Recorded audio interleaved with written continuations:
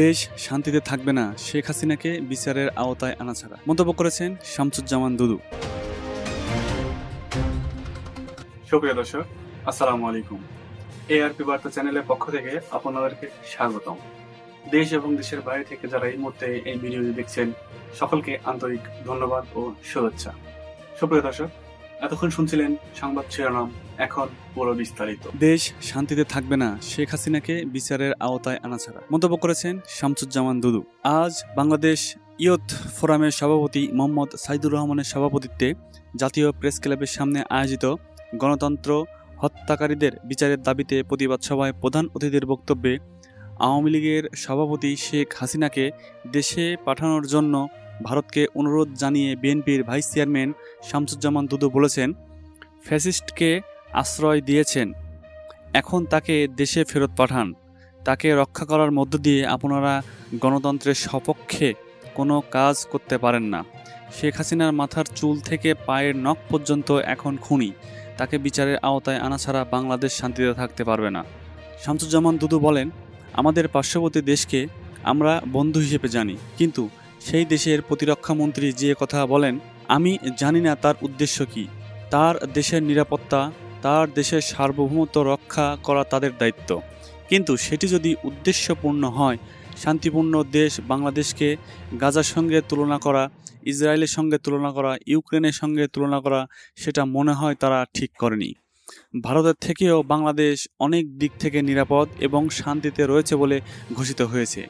অন্তর্বর্তীকালীন সরকারের উদ্দেশ্যে তিনি আরও বলেন, অন্তর্বর্তীকালীন সরকারকে বলবো, অনতিবিলম্বে আমাদের সেনাবাহিনীকে অর্ডার দেওয়া হোক, তারা যেন তৈরি থাকে।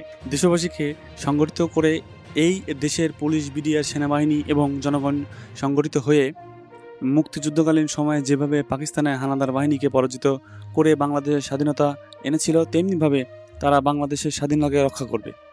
গত এক মাস আগে আমরা যেটা দেখেছি, দুদু বলেন, দীর্ঘ সময়ের পর বাংলাদেশে গণতন্ত্র প্রতিষ্ঠা, স্বাধীনতা প্রতিষ্ঠা, মানুষের অধিকার প্রতিষ্ঠা, ন্যূনতম মানবাধিকার রক্ষা করার সুযোগ এসেছে।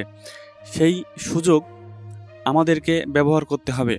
আমাদের সন্তানেরা, আমাদের তরুণ সমাজ তাদের জীবন উৎসর্গ করে সম্মুখে এসে গণ অভ্যুত্থান সংগঠিত করেছে। গণ অভ্যুত্থানের মধ্য দিয়ে যে পরিস্থিতি তৈরি হয়েছে, আমাদেরকে সেটা রক্ষা করতে হবে এবং সামনের দিকে এগিয়ে যেতে হবে। বিএনপির এই ভাইস চেয়ারম্যান বলেন, আমরা চারিদিকে খেয়াল করছি বিভিন্ন জায়গায় চাঁদাবাদি, লুটপাট এবং দখলদারি হচ্ছে। বিএনপিকে বদনামের ভাগিদার করার জন্য কিছু কিছু মানুষ বিএনপি এবং ছাত্রদল সেজে এগুলো করছে। আমাদের ভারপ্রাপ্ত চেয়ারম্যান তারেক রহমান সুস্পষ্টভাবে বলেছেন, এ ধরনের ঘটনা যেখানেই দেখা যাবে সঙ্গে সঙ্গে তাকে পুলিশে ধরিয়ে দিন, আইনের মাধ্যমে তার বিচার হবে। আমাদের মহাসচিবও এই নির্দেশনা ও ঘোষণা করেছেন।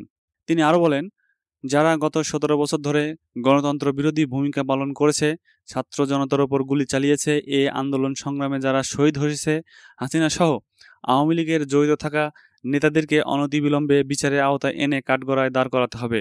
যারা বাংলাদেশের লক্ষ হাজার কোটি টাকা লুট ও পাচার করেছে, তাদেরকে আইনের আওতায় নিয়ে এসে সমস্ত টাকা উদ্ধার করতে হবে।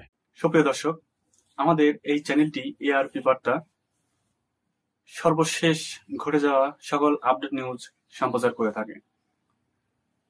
সর্বশেষ আপডেট নিউজ সবার আগে পেতে আমাদের চ্যানেলটি সাবস্ক্রাইব করে আমাদের সাথেই থাকুন।